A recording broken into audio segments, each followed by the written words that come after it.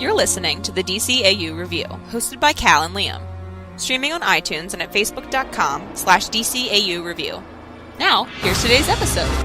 Hey everybody, welcome to episode 13 of the DCAU Review. I'm your host, Cal. Alongside me, as always, joining me, my co-host, brother, and the guy that runs our Twitter account, my good friend Liam. Liam, welcome to episode 13 of the DCAU Review. Yeah, I'm excited to be here. We're kind of continuing with, we're continuing with Superman, but we're not doing them in exact order like we had been with Batman. We're picking some themes. Obviously, our last episode was sort of a Lex Luthor kryptonite theme. This week, we've got a bit more of a specific theme as we're talking the beginnings of Apocalypse, the beginnings of the Fourth World Jack Kirby characters being introduced into Superman. Absolutely. We're calling this episode officially Road to Apocalypse. Woo! Because why not?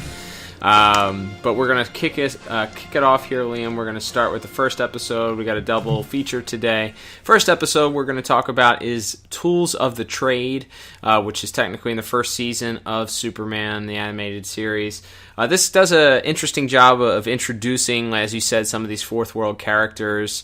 In this episode specifically, we are introduced to this mysterious character, Kanto, who arrives on the scene to help out gangster Bruno Mannheim, who is the leader of a sort of an organization, a crime organization in Metropolis called Intergang.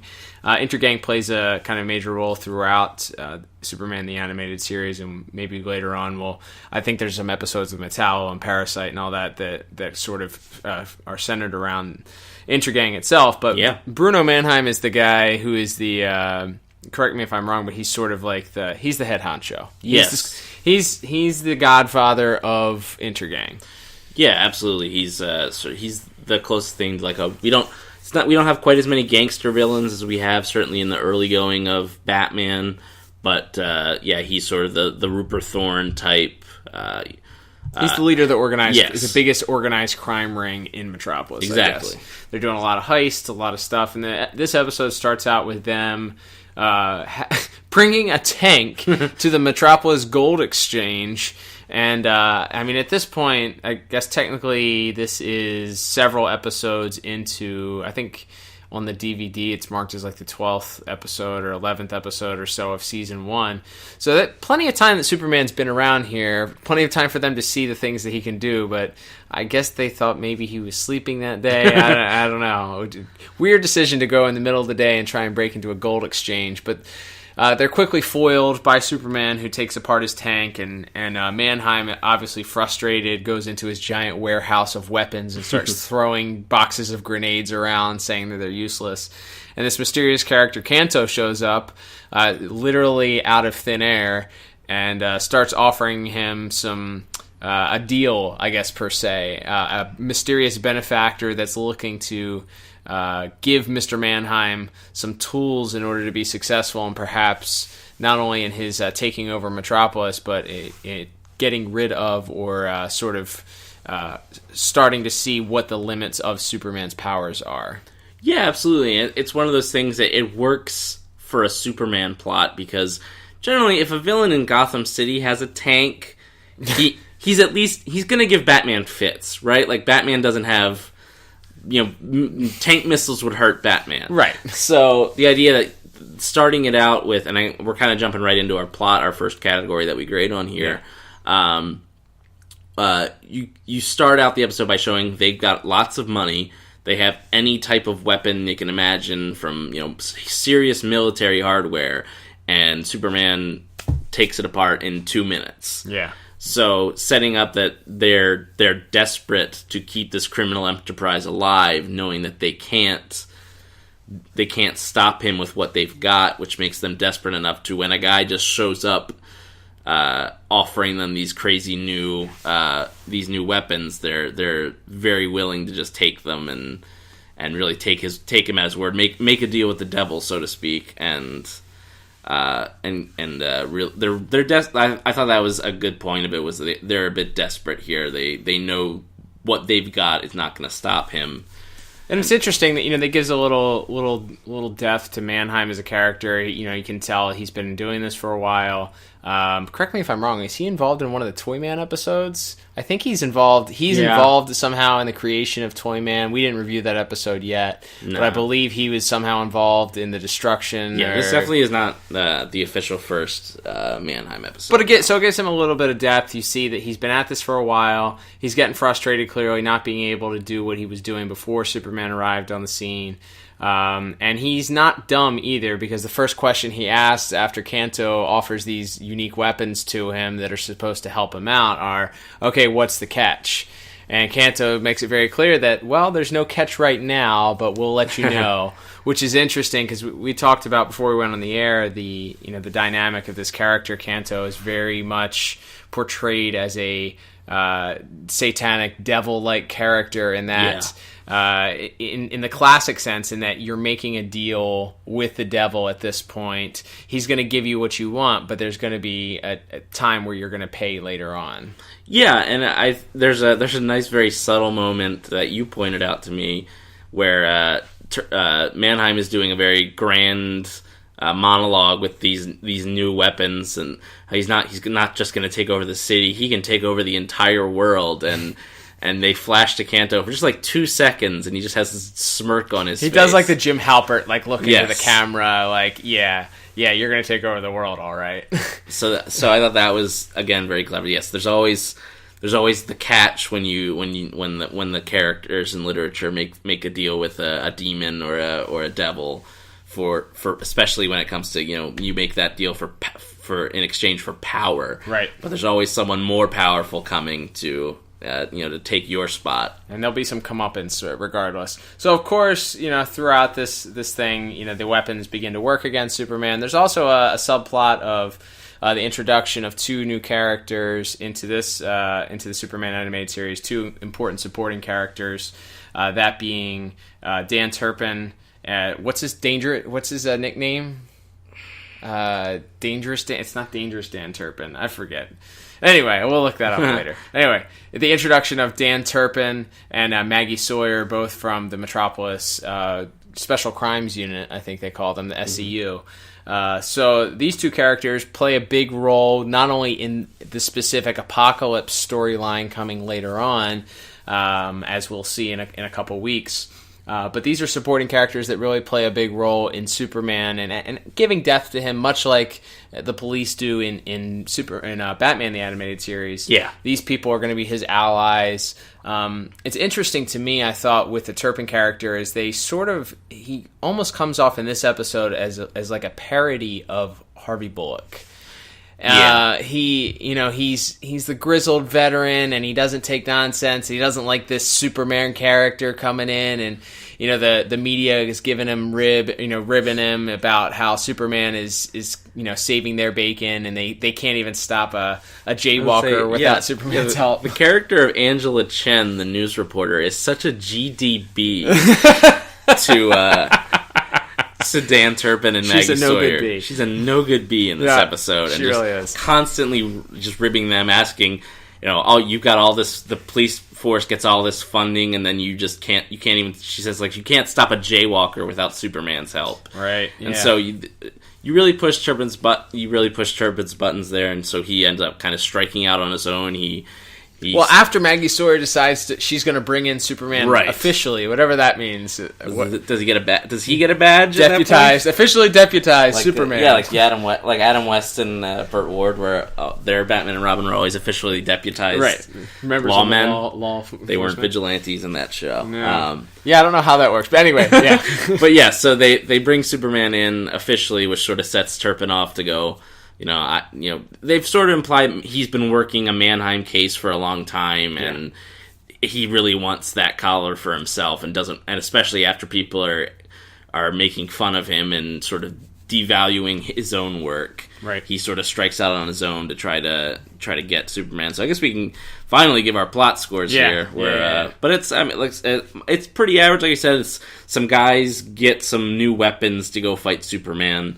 And like you said, we have the subplot of Turpin kind of looking to find his own value, and he does in the end. Superman's being, pretty beaten up by one of the weapons, and he sort of Turpin makes the save and fights off Mannheim for a moment, allowing Superman to recover. And Superman gives him an old attaboy in front of that GDB. Yes. So he puts Angela Chen in her place at the end of the episode. And so I went 5 out of 10. It's pretty basic. And obviously the very end, we get our first look at Darkseid, which we'll get into in visuals and voice acting, certainly, Sure. but in more specifics. But you get your first taste of that apocalyptic world. You see Kanto transform into his apocalypse outfit out of his business suit, and you have the final reveal of Darkseid for the first time. So it's a nice little bit of, you establish what weapons they were willing to just throw away on these random Earth thugs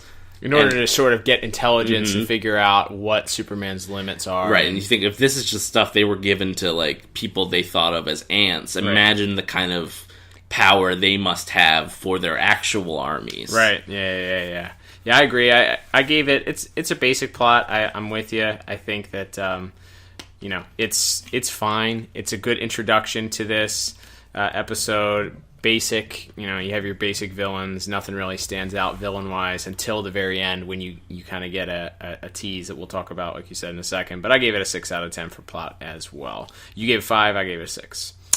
All right, moving on. Music. This will be a short category because, as we were discussing before we started to hit the record button, music is kind of MIA in this episode, from what we noticed. Yeah, it's very dialogue heavy, and that's not necessarily to its detriment. But there really isn't a single moment, other than maybe the last little bit, as we mentioned, when Superman gives Dan his commendation and flies away, and there's weird patriotic, bizarrely, yes, but not just like generic patriot music, right? Like it's not like God Bless America, but it's trying to invoke that type of emotion because all the reporters and Sawyer and Turpin are watching Superman flies away, and Turpin salutes him. It's so goofy. That again very much feels like something that you could have seen on like the George Reeves 50s Superman show, or certainly on an Adam West Batman show.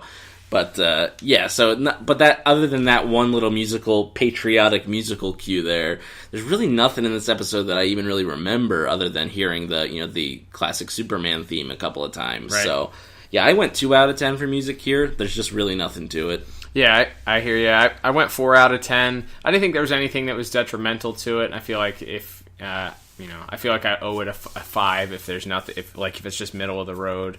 There wasn't any. I feel like that it could have been used in certain spots, in certain areas, maybe to enhance things. The last scene where they're in the warehouse, where Turpin's tied up and he kind of saves Superman's butt. There is a scene. There is a musical cue that happens when there's a scene where you just see Superman after he used his heat vision, and they flash to him, and he's in the shadows, and his eyes are red, and we'll get in that in visuals in a second. But it's there was a slight musical cue there. It's like, it felt like it could have been more powerful, because I can't even tell you what it was, but there should have been something that was like, this is awesome. It's like, whenever there's a Batman scene and that's the focus on it, and it's like, all right, here comes the hot tag, like to borrow a wrestling term, Yes, here comes the excitement, here comes, all right, Batman's on his comeback or Superman's on his comeback at this point. And it's like, really wasn't punctuated that effectively. So wasn't offensive, but nothing stood out, so I gave it 4 out of 10 as well. All right, let's move on to animation and visuals, Liam. Animation and visuals, we talked about it last week, switching over to this, since the animation style is so different. It's really hard to talk about consistencies, and because it's more streamlined. But there were a couple things in here that we pointed out as we were watching it. There's a scene where Turpin and Sawyer are driving in between. They're driving from some place to some other place, I forget. And it's a straight on scene, and it looked like to me like it reminded me of something done in MS Paint. I was just like, this is bizarre. This doesn't look right. And I don't know if there were things. There's a scene a couple minutes later where it's an up close shot of Superman's face, and it's the first time in the episode we see. They give Superman's eyes they show the whites of his eyes, which the character design itself for whatever reason, they chose not to give him white eyes. Mm-hmm. And it was very, like, jarring. All of a sudden, it's like, who's that? Oh, that's Superman. Why can all of a sudden can I see the whites of his eyes? Like, that's bizarre. So just a few inconsistencies. I feel like, I think that the scene with the train, the SkyTrain, another SkyTrain accident, by the way. Yes. Might have to switch from hashtag Cape movement to hashtag train movement. I don't know. Accidents? Hashtag train accidents? I don't know. Something here. We'll workshop it. We'll get back to you. A lot of plot device here. The major plot device is the train, the Metropolis SkyTrain. But it was cool to see them use some of those weapons in that way, picking up the train. And that's, you can really tell in the weapon designs, and certainly when we get later into some of the Apocalypse, like Apocalypse Now, and you can tell. I mean, it's not a secret. I think if you're listening to this podcast, you know how much Bruce Timm and all those guys, Dan Reba, all those guys idolized Jack Kirby and really wanted to sort of be faithful to his style. Heck, they even made Dan Turpin, his character design is Jack Kirby. Yes, like they absolutely. did that on purpose. A little tidbit trivia there for you. Yes, absolutely. So all the designs are cool. There's these weird energy gloves that create giant hands that Superman fights, and then at one point when he's making his comeback, he breaks the energy fingers, which causes the guy's fingers to break. That was brutal. We remarked that was surprising that they would show that this guy's hands are mangled. Mm-hmm. That's the thing. You expect, like, they'll show the energy fingers cracking and then just cut away. But no, they show the guy's actual fingers all just mangled. Mangled. That guy's not holding to anything. Shreds. Yeah, that guy's... He's going to be able to hold a fork. Yep. He can't do anything. But I liked that. I liked a lot of the weapons. I liked the design of Mannheim. I thought that's... Yeah, he looks very Clark Gable, like, 1940s movie star actor, gangster type. Yeah, and again, we get a little bit of Apocalypse, not as much as we will going forward when we get to our second episode, but...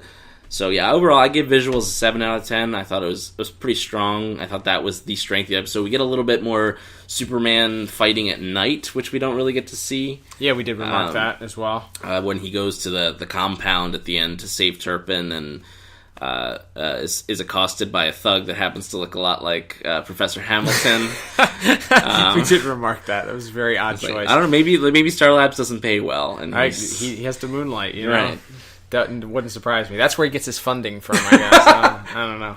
I gave animation visuals 6 out of 10. I think I remarked it would have been cool to see some more of Apocalypse in this episode. I know we'll see more of it later on, and certainly even in further DCAU episodes, whether it's in Justice League or Justice League Unlimited. But exploring Apocalypse, you get a couple shots of the inside of Darkseid's compound at the very, very end, and Mannheim when he's following Kanto. There's a great line, by the way, in that we'll talk about in a second with voice acting. But that final scene in and of itself reminds me of what it could be a post-credit scene tease at this point. Like, you have the very end of it. He disappears into the boom tube. And then, Turpin says, oh, he's out of our jurisdiction now. And then they cut to Apocalypse, and he's there. And you don't get to see Darkseid till the very, very end. And he's just so, like, powerful and looming. And you're just like, oh, this is awesome. And he just alludes to how, that there's more to come. And it's great. Absolutely. That in and of itself kind of gave it a little bump for me. But nothing outstanding in this episode, I didn't think. No crazy... awesome visuals, so 6 out of 10 was my score for that. So speaking of voice acting, let's go to well, actually, since I just alluded to that, I might as well say I gave it a plus, an extra bonus point for that closing scene, just because it's such a great tease. It leaves you wanting, like, I can imagine if I was watching these episodes in order, we realize, as we're going to talk about in the next episode, that storyline isn't paid off till middle of the next season almost. Yeah. You know, you get almost 16, 17 episodes to the next episode, which is Father's Day, and then that episode isn't paid off until another 15 or 16 episodes probably later, or 13 episodes later. So you have, a great length of time in between this, a good slow build, I guess if you were to use wrestling terms. Yeah. the slow build. Slow burn. Yeah. Absolutely. They do a pretty good job there, and as you mentioned, I think the perfect analogy is what you said. It's very much feels like a post-credit scene that you would see in any number of superhero movies that are around these days. Absolutely. All right, so let's move to voice acting now, our final category of the day. Voice acting, I thought it was fine, and we'll get to some of the characters and the names and stuff like that. I love it. Liam's always our guy that does the research on all the voice actors and stuff, always has those ready. But Kanto, who's Kanto played by? Kanto's played by Michael York. She's a character actor, has done some other voice acting work, and again, very solid. Again, we talked about how he's very much a sort of a Satan or demon archetype in the way that he appears. A gentleman businessman who's offering power to these desperate people. But he has a hint of slime to him. You can tell he's not being upfront about everything, and has ulterior motives. The character design in and of itself is actually pretty good too. You mentioned his, he's just kind of looks sleazy, but has a business suit, so he kind of has that conflicting feeling about him, but his voice I thought was great for what he was asked. Mannheim is fine. He plays that villain role well, and we get a very tiny bit of Michael Ironside as Darkseid at the end, who is just he's the perfect voice for that character. Yeah, it's one of those things. Darkseid hasn't made a ton of appearances in other media. He was in some of the old Super Friends cartoons where he had a weird obsession with wanting to marry Wonder Woman. I don't know. Maybe we'll have to do a spin-off episode of one of those one time. I forget which version. I think that was in what they had so many different versions. DC Superpowers. Yeah, that might have been that one, or that might have been like the Galaxy Guardians version or whatever it was called. But there's a lot of different Super Friends, but yeah, whatever the season was that Darkseid was the main villain, he just was always trying to marry Wonder Woman. I don't know, man. He just loves her. Okay. I mean, who doesn't? Sure. But Michael Ironside, tremendous. We did notice that he has a weird vocal effect, it seems, which I remember at some point. I don't know if it's later on when they do the invasion episode, but they stop using the effect, and it's a little jarring because it's like, is that the same voice? Did they change his voice up? And I think some of it is supposed to invoke when they're on Apocalypse, kind of an echoey feeling, and it's very empty and cold. But it does seem like they deepen his voice maybe a little bit, which is weird because he has a very deep voice as it is. So. Yeah, anyone that's watched Michael Ironside in anything is he's got a pretty commanding deep voice anyway. But yeah, there's definitely some sort of artificial effect put on it. But so my one complaint for voices in this episode is Dan Turpin and Maggie Sawyer. Okay. We talked about before we started recording, but Maggie Sawyer reminds me a little bit of a character from BoJack Horseman in that Princess Carolyn and the way that she delivers lines. And Princess Carolyn, don't get me wrong, and BoJack is great. Absolutely. She's hilarious. The way that is it Amy Sedaris that does her voice, is the way she delivers every line is almost exactly the same, but that makes it hilarious. I don't want to hear Amy Sedaris type delivery from my person that's supposed to be this rough, tough, police chief. Yeah, she's supposed to be this tough, grizzled, also happens to be a lesbian police chief, which is fine, but she comes across as just kind of, I don't know. There's a line where they talk about, if I had $1 for every time that Turpin handed in his badge, I would have more money than Rex Luthor. And part of it is that line is really bad. Yeah. But the way in which she delivers it isn't great either. And I guess we'll get to see as we go forward. This is certainly not our last episode focusing on these characters or focusing on episodes that have these characters in it.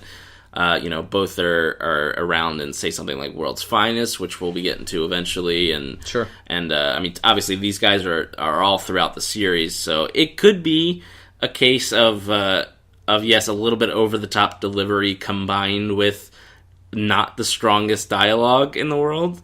So it'll be interesting to see as we go forward if they're able to redeem themselves. It's Joseph Bologna as Turpin and Joey Baloney, which I don't know if that's offensive or not, but and Joanna Cassidy plays Maggie Sawyer. But so it'll be interesting. I think that's something we're gonna have to file under the we'll see for future episodes is whether or not if it was specifically the plot or if maybe sort of like Perry White we mentioned with George Dunn's performance, it's just sort of a one-note performance because that's what they wanted. Right.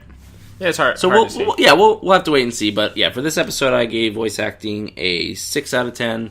And I gave it a 5. Yeah, so we're pretty much on the same page as usual. Usual, go figure. Like I said, we've talked about it off the air. There are maybe a couple episodes coming up that we will actually have hardcore disagreements about. Absolutely. But for now, yes, we pretty much agree there. It's nothing really inoffensive, but nothing stands out as great. So my final score is 22 out of 40 for this episode, and that includes my bonus point for the post-credit scene.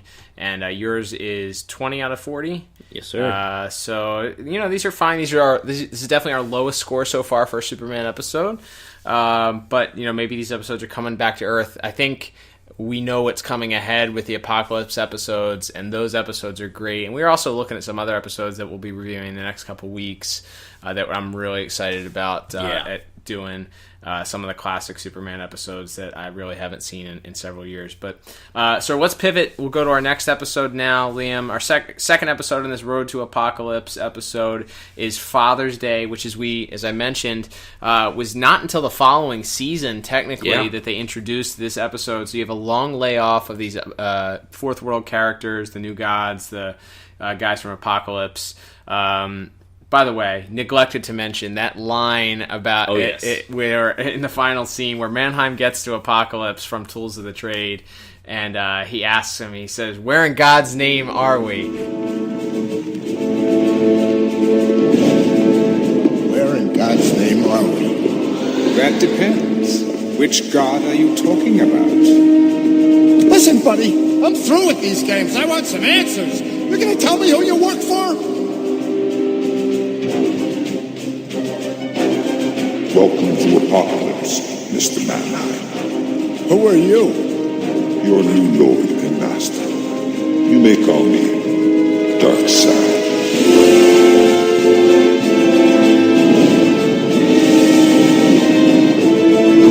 Oh, great, man. So good. Anyway, sorry. Back to Father's Day.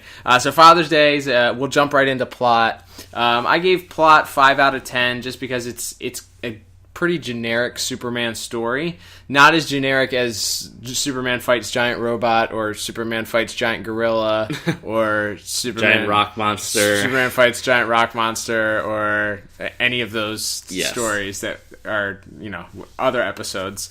But it is kind of a generic episode that takes place during the daytime. Again, all of Metropolis's crimes take place during the daytime.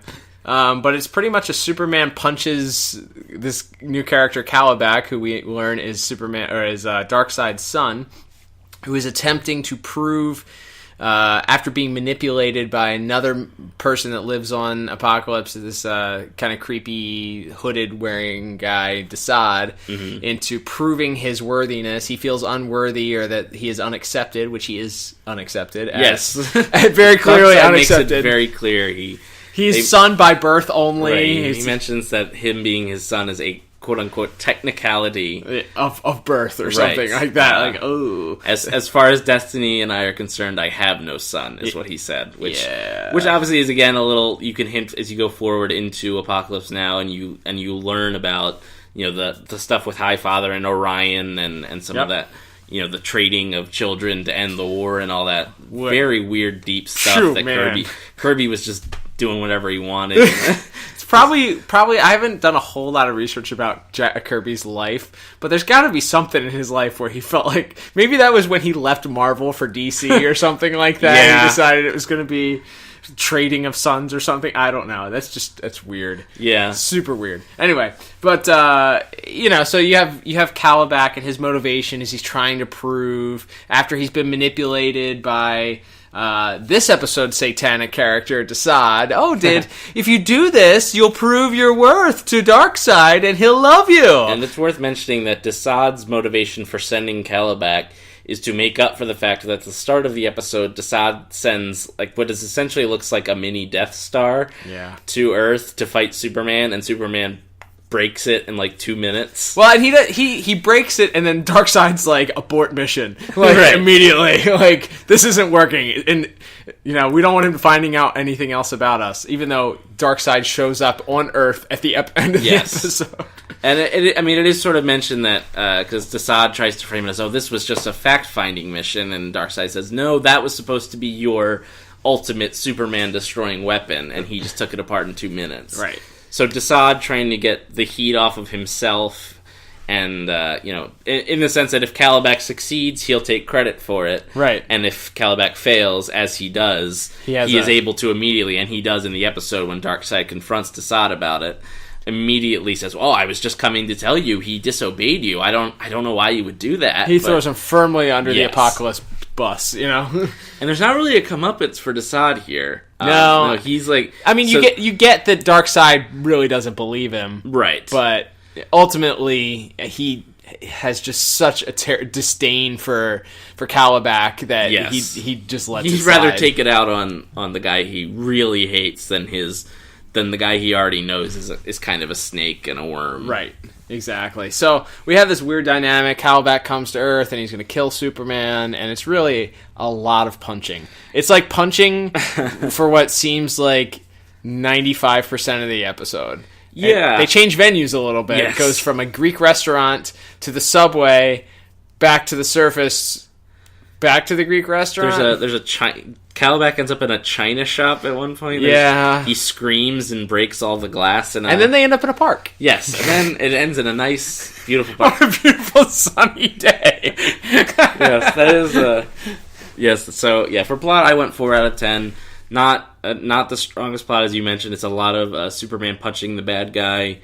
The underlying plot is that his parents have come to visit for Father's Day, and they're very stupid. They're so dumb. Stupid. We now know where Superman, later on in the episode of Justice League Unlimited, where the Christmas episode where Superman believes that Santa exists, we see now why, because Pa Kent is one big dummy. He decides Calabac shows up and has destroyed half the restaurant. He goes, somebody needs to show that guy a lesson.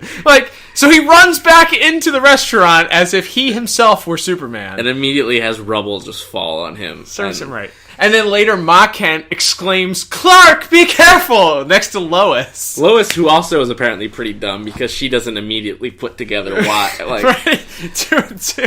Right. And then Pa Kent, at the end, Lois says, no matter how many times I see that, I'll never grow tired of it. And Pa Kent, who apparently has never been to Metropolis before, goes, me either! So the overall stupidity of the Kents, and as you said, the sort of baseline basicness of the plot, I went 4 out of 10. Nothing, it's not super offensive, it all, I guess, sort of makes sense to an extent, and Pa Kent's motivation notwithstanding, but, and then, again, the meat of it is again, the appetizer you get for, when Superman finally confronts Darkseid at the end of the episode, and they finally have a conversation. And well, it's not much of a conversation because Darkseid says one thing, which is super badass. By the way, we'll get to that in voice acting. Super badass. But, So that's about it for plot. It's pretty, like I said, pretty basic, not super offensive, and Mom and Pa Kent don't understand how computers work, and are also very dumb. Dumb.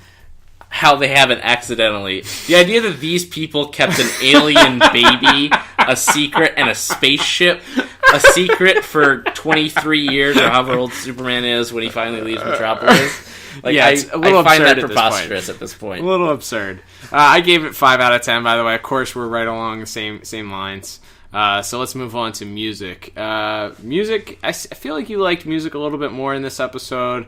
It's different. There are some beats, a different beat to it than normal, especially in the opening scene with the mini Death Star and Lois going for a jog through the park. It does have a different feel. It wasn't a straight up Superman soundtrack feel, but I don't necessarily think that it worked. Like it was different. It was different, and it added something that was noticeable, and I don't think it was bad, but I don't think I just didn't get that it fit. Like we have episodes, it's hard when you're comparing this to Batman the Animated Series, but you have episodes that we've done, The Last Laugh, for example, where that music fits. Like that works in that episode. We talked about how great that episode is because of that music alone. And this is different, but one thing I would say is also different is that not every Superman villain has like that really iconic theme. Yep. Like when the Joker comes on screen, that theme. When Two-Face comes on screen, like Poison Ivy, they all have a certain theme that plays when they appear for the first time in the episode. And there really isn't that. There was for Metallo, we mentioned that in our last episode. Luthor has a little bit. Yes, absolutely. So for certain guys there are, for the more regularly occurring, but you would think that Darkseid would get a theme. Yeah, but it's not anything memorable if it is supposed to be specific for Darkseid. So again, maybe we'll see that going forward when we get to Apocalypse Now. But yeah, I thought that was noticeable. Like I said, I kind of liked the difference in music. It's a little more of a rock soundtrack than you would traditionally hear in Superman. We obviously got a lot more of that when we got into Batman Beyond and Justice League Unlimited. You started hearing a lot of electric guitars and stuff. But for this point in the DCAU, there was not a lot of rock and roll. Certainly, there's the Lobo episode, which we'll get to down the line, that has it's almost exclusively electric guitar music. I'm pretty sure. But, so I liked it being a little different. I went 6 out of 10. Not a great difference, but I guess I'm leaning more towards the difference being positive than negative for me. Gotcha. I went with a 4 out of 10 just for those reasons. Like it was different, but I don't think it worked. It worked the way that it could have or should have. So yeah, that's all we need to say about that. Let's move on to animation and visuals. As I said already, I think that this could have been, I don't know, because it's so much hand-to-hand combat heavy. Yeah. And there's a little bit of time spent on Apocalypse, but it's really just one room with a giant TV screen. Although they do show a little bit of like the pits where the slaves work to make the fires of Apocalypse burn, I guess, when Mannheim gets thrown down there. But I mean, that might just me showing my ignorance as a gap of knowledge in my comic fandom, but it's like, has it ever really been explained why they need those giant ass fire pits all over Apocalypse? Nope. Dude, like what is their number one export? And like they also want that's one of the things he wants to make Earth. He wants to make fire pits on Earth. So why? Is that just like an aesthetic that he likes? Like he's just like he likes a big fire guy. Yeah. That's his interior design, exterior design, perhaps. Yes. Showing through, that's just what he likes. He prefers big fire pits all over the place. That are visible from space. I would like to know, what is Apocalypse number one export? What do they export? What are they creating down there? Slavery and fire? Perhaps. Made in Apocalypse. Fire from Apocalypse. That's how you know it's good. Slaves. That's how you know it's good. Oh, gosh. That's going to be all right. Yeah, I went 5 out of 10 for visuals as we try to dig ourselves out of this weird hole. Yes, very strange hole. I went 4 out of 10. I think it's fine, but I just expected more, and I don't think, like, it's very goofy that he's defeated by, and I guess it could go back to plot, but the fact that initially Calabec is defeated by accidentally stepping on the third rail of a subway train.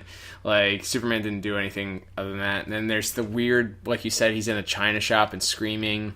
Why? Like, he's having a flashback to Darkseid telling him he's a disappointment or something. And we're supposed to emotionally, like, it's weird. I feel like we're supposed to almost emotionally connect with Calabec as a sad character in this. A little bit like that. All he would ever want is approval. Is for Dad to say "Good job, son," and he'll never ever get that.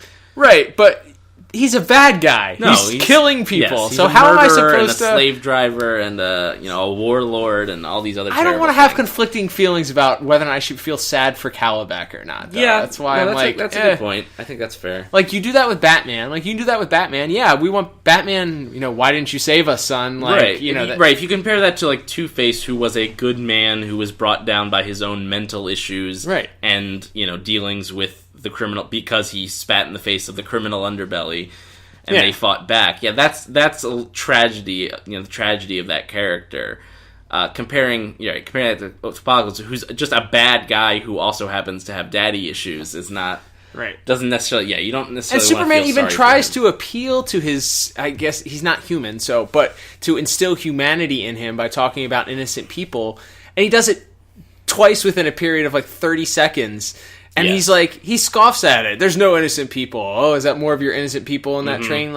So I don't feel bad for you because you have a dad that hates you. Yes. And I don't want to feel bad for you. I mean, you can look at that again as the tragedy of, he was supposed to be a new god, theoretically, and Right. he, that's like he was indoctrinated as a child to be this way, but... Right.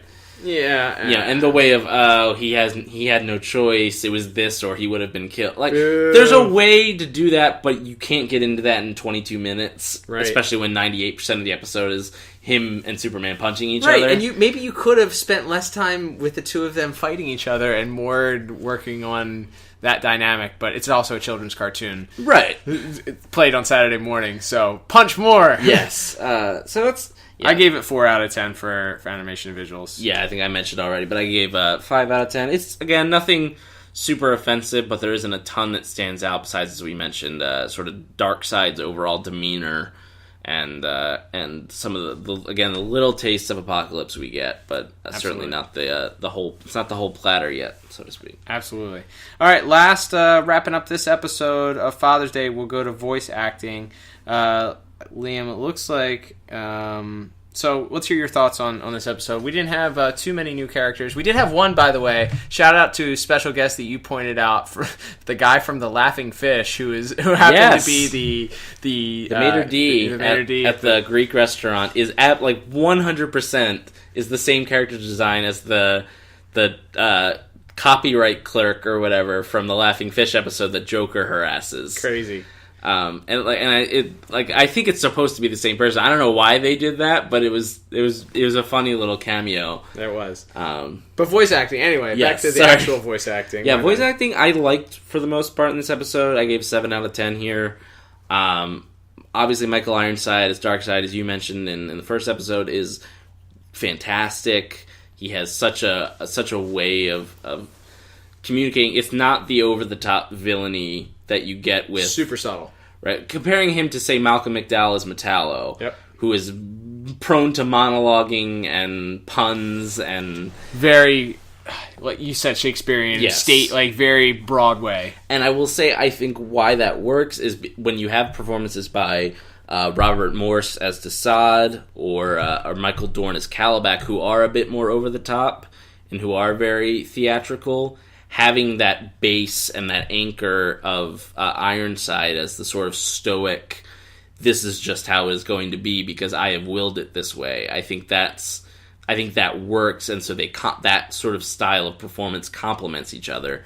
And I also thought Tim Daly did a above average job here for his Superman. Especially, I was really struck at the end when Darkseid vaporizes or teleports Calabac away. Superman's concerned about this guy who just almost killed his dad. Right. There's a lot where I thought that was a really nice little Superman moment, and Superman being very matter of fact, and he's getting a little angry, and he's demanding Darkseid answer him, which is when Darkseid hits him with the Omega beams and says, "That is who I am." Right. Which is a pretty great line. Yeah, and it's delivered well. The whole character of Darkseid itself, and it doesn't obviously fit necessarily into voice acting, but I guess in a way it does. Michael Ironside, because he's so subtle, the character itself, we talked about the way that he stands. He's not in fight mode. He's sitting like he's relaxed. He's confident in his power. Mm-hmm. He's confident knowing that He doesn't have to break a sweat almost. You mentioned you see a little bit of a grimace when Superman begins to fight back against the Omega beams. Yeah. In that final scene, but he a little grimace. He doesn't even change his stance. He gives a little bit of a facial reaction and just intensifies the Omega beams a little bit. And doesn't break a sweat, and then just doesn't even bother looking back at Superman at that point, knows that there's no way he's flying after him. So that confidence that he has definitely is communicated through Ironside's portrayal of Darkseid. Yeah, and that's struck when you get into later episodes, and certainly in Twilight and Justice League, where they really have a big knockdown, drag-out fist fight.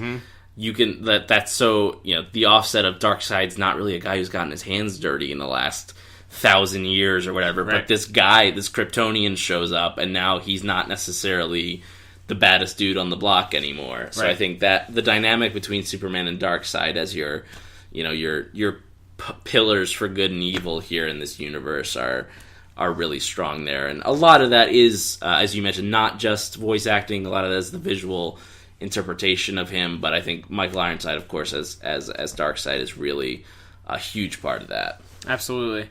So my score for voice acting was 6 out of 10 for that. Calabac I thought was... Calabac and Desaad are fine. Little cartoony, but I think that Michael Ironside really steals the show here, and I think you're right. I think Tim Daly's really came into his own at this point. This is technically his second season, but he's found his footing. The Kents are a little distracting, but we could talk about that all day. Yeah, that's like I said, again, it's similar to the Perry White that I mentioned earlier. I don't want to throw George Dunst under the bus too much because he's great as Scarface later on in Batman, but as Perry White, basically every line he delivers is the same sort of monotone shouting, right? And that's kind of the way Pa Kent delivers all his lines is pretty similar, whether he's about to confront an alien madman or he's just chatting about computers. He's kind of delivers everything the same way. Agreed. So my final score is a 22 out of 40. Gave voice acting 7 out of 10, if I didn't mention that. Yep. And one last little DC trivia note. Michael Dorn, who plays Calabac, also was the voice of Prometheus before he was unmasked in Arrow. So there we go. I like throwing in little crossing over here little trivia notes to the Arrowverse. I don't know. I guess we don't. There's not really a lot of animated Arrowverse projects. There's like 10-minute Vixen shorts they did, and they're doing a Constantine show too, right? That's true. And they did the Ray stuff spinning out of the Earth X crossover. So maybe one day we'll do an Elseworlds on the Arrowverse. There we go. But there's where there are. We're doing Darkseid and Wonder Woman's wedding first, though. So absolutely, that doesn't jump the line. I was gonna say Elseworlds. Yes, Elseworlds will be Darkseid. Super Friends Darkseid for sure. Sounds good. All right, my final score for this episode of Father's Day was 19 out of 40. So definitely our lowest scores thus far for these two episodes for Superman. They're not terrible episodes. They're good appetizers, if you will, for the upcoming Apocalypse episodes that we're hopefully will be covering in the next couple weeks. Yeah, and that's sometimes the pluses of these only being 22 minutes is if sometimes there are whole movies done now in whole superhero movies done as prologues for other movies.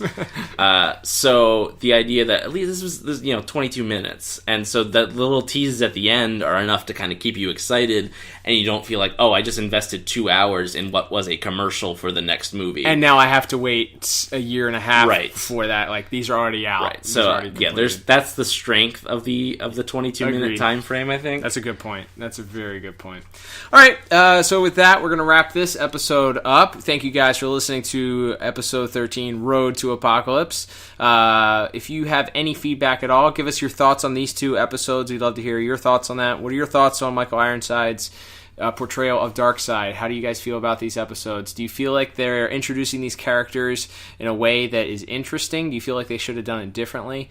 Give us some feedback. Shoot Liam some feedback over at DCAU Review on Twitter. If you're on the Facebook and you prefer to communicate that way, you can send us a message on there. We're at DCAU Review.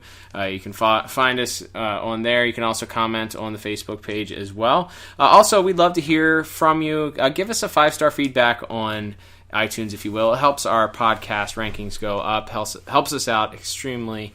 We appreciate those that have already done so and continue to do so.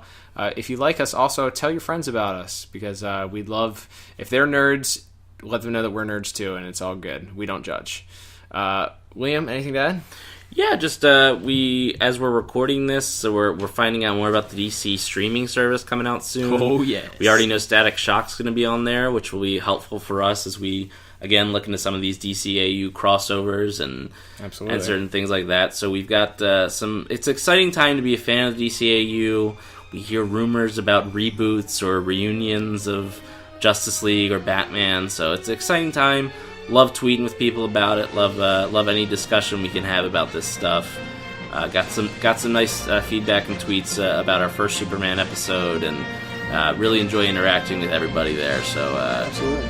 With that said, I'm Cal, and I'm Liam, and we will talk to you on the next episode. Bye bye.